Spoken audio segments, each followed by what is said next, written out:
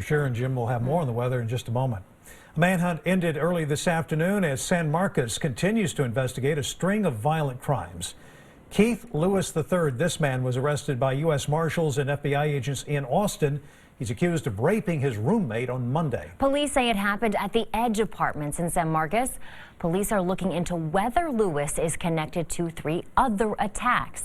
A sexual assault reported on April 24th at the Cottages on Craddock Avenue. Someone held a person at gunpoint there on April 30th. Then last night, police say 2 women were tied up and sexually assaulted at gunpoint at the Retreat apartment complex only a few blocks away. That's where we find KXAN's Phil Prazan with what we know about the investigation. Phil. Well, Sydney, right now the sheriff's office is holding Keith Lewis in the Hays County Jail. Right now, he's only accused of assaulting his roommate. The victims in the other cases describe a tall, masked stranger, but with no clear connection as of now. Students here in San Marcos are taking precautions.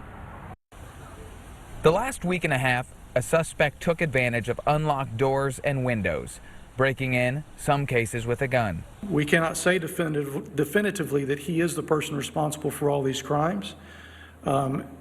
If he weren't, there would be an offender out there that still needs to be captured. San Marcos Police Chief Chase Stapp says the suspect in all the cases had similar clothes, a similar look.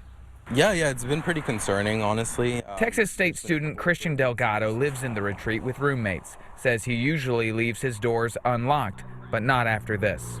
We were just kind of like messaging and Snapchatting each other, and we were like, hey, stay safe, lock your doors. Everyone's definitely like aware of what's been going on. The past few days, police presence has been noticeable here and at the Edge, where the latest crime happened. It was good because I guess they were looking for him, but it was also kind of like, oh my God, there's a lot of police, so I guess it's serious. Texas State grad student Whitney Ortiz says the crimes have been the talk of her biology labs and is worried they're not entirely solved.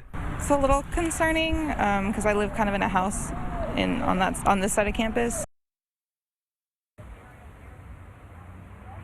Ortiz told me that tonight she will make sure to lock her doors. That's actually something that surprised me today. It's just simply how many students told me they did not lock their doors. San Marcos Police says that needs to change right now. Live in San Marcos, Phil Prazan, KXAN News. Phil, thank you. And we discovered Keith Lewis III, the suspect in the Edge sexual assault, has a lengthy criminal history dating back to 2013. He was charged with possession of marijuana that year, a simple misdemeanor. In 2014, Lewis was hit with several failure to appear in court charges stemming from traffic violations and drug possession. 2 years later, Lewis was charged with the same thing and accused of giving alcohol to a minor. The most recent arrests came in 2017.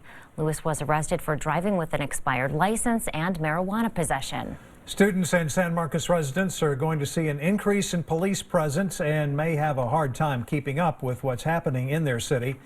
That's why over on KXAN.com we've stretched out a timeline that explains the order of the break-ins and sexual assaults, the suspect descriptions, and the arrests.